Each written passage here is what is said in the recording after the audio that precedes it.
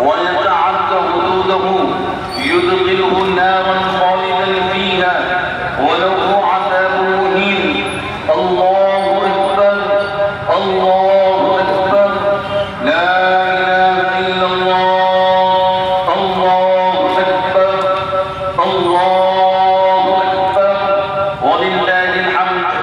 وقال النبي صلى الله عليه وسلم إن لكل قوم عيدا وهذا عيدنا.